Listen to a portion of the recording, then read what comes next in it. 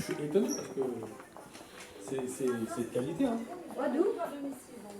C'est de qualité. Là, par exemple, avec Sarah, ce matin, on a rencontré tous ses patients.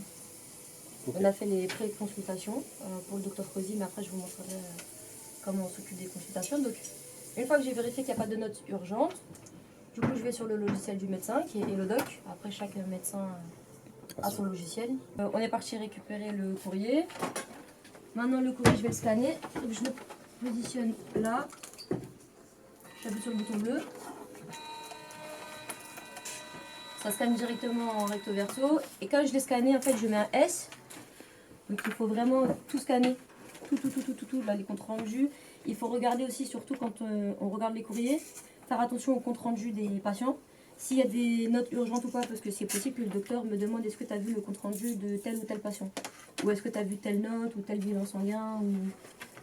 C'est les rapprochements amélie. Donc, c'est pour que le médecin soit remboursé par rapport à des consultations qui, là, ont été rejetées. Donc là, par exemple, la sécurité sociale a rejeté la facture parce que l'assuré n'est pas affilié à leur organisme. Donc il n'a rien à voir avec la sécurité sociale du 93. Donc ça doit être un problème de code gestion. Il faut savoir, quand on fait les rapprochements Amélie, il y a des consultations de garde, il y a les consultations enfants et les consultations adultes. C'est pas les mêmes remboursements. Les 25 000 € que le docteur Cozy s'est fait rembourser grâce au rapprochement Amélie que j'ai fait, elle n'aurait pas pu se les faire rembourser. Parce que du coup, j'ai respecté la deadline des 90 jours pour les remboursements. 8, 9, 10, 11, 12. Avec 12 patients que j'ai vus ce matin, en incluant les membres de la famille, j'ai inclus 38 nouveaux patients. Qui ne sont pas des nouveaux patients en réalité, c'est juste que le médecin n'avait pas déclaré quel était le médecin traitant. C'est-à-dire que moi, avec ton dossier patient, je rattache les membres de ta famille qui sont au cabinet et je vérifie si les membres de ta famille font partie de la file active du médecin traitant. Est-ce qu'ils ont bien déclaré le médecin traitant? Ça augmente la patientèle du médecin sans pour autant avoir de nouveaux patients. C'est juste des patients que le médecin n'a pas déclaré en médecin traitant. Ok, donc là en fait on va faire la pré-consultation du médecin. C'est pour avancer en fait le médecin dans ses consultations. Pour mettre à jour les informations du patient, parce que parfois on a une ancienne adresse qui est renseignée ou un ancien numéro de téléphone et on ne l'a pas forcément mis à jour.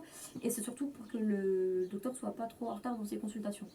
Donc éviter de faire perdre du temps aux patients et aux médecins. Donc on va prendre le poids du patient, on va le mesurer, donc on va prendre sa taille, on va prendre la tension, on va prendre la saturation et on va prendre parfois la température, si les patients sont covidés ou pas.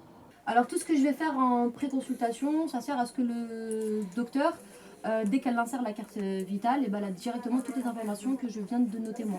Le fait que nous on vérifie les vaccinations, qu'on vérifie les dépistages des patients, ça permet en fait aux médecins d'augmenter la rémunération sur l'objectif de la santé publique. Le résumé de dossier, c'est le compte rendu du patient. Donc tout ce qu'il a pu voir ou consulter avec le médecin, ça va être son résumé. Ça sert en fait à ce que si par exemple ils vont voir un nouveau médecin, le nouveau médecin il a directement toutes les informations du patient. Si le patient il déménage, même pour lui il aura directement tous les documents, enfin il a tout. En fait je deviens conseiller sanitaire et social à la demande du médecin, c'est-à-dire que le médecin là, va être en consultation avec un patient. Et il va lui parler qu'il a tant de revenus, ou il va lui parler de telle difficulté.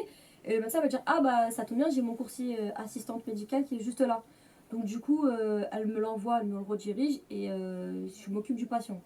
Quand on est en visite à domicile, automatiquement je sais que je vais faire le taf du coursier sanitaire et social.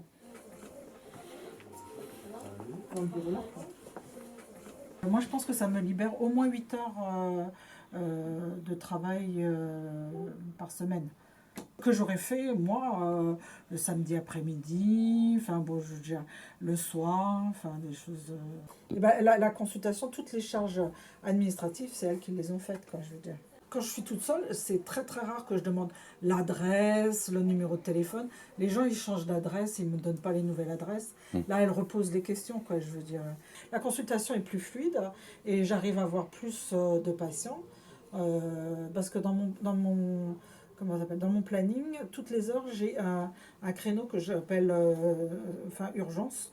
C'est comme ça la secrétaire, si jamais un problème urgent, elles peuvent le mettre. Et en fait, là, je suis pas en retard, en fait. En fait, ils ont l'impression qu'on les prend vraiment en charge, quoi, je veux dire. Et puis, c'est comme elles travaillent dans un bureau, c'est pas devant tout le monde, quoi. C'est discret, quoi, je veux dire. Alors, tout à l'heure, je voulais faire une réflexion. J'ai un secrétariat téléphonique. J'ai pas de secrétaire sur place, parce qu'avant j'avais une secrétaire sur place, mais la secrétaire sur place, il faut qu'elle réponde à la porte, elle répond au téléphone, sortir les dossiers, ranger les dossiers, enfin c'était très compliqué. Elles n'ont pas, elles ont pas le temps matériellement de faire autre chose. Alors que quand mes assistantes médicales sont ici, elles sont devant l'ordinateur, elles font que ça, quoi. Elles n'ont pas à répondre au téléphone. Enfin, voilà, c'est pas le même métier, ouais, je veux dire.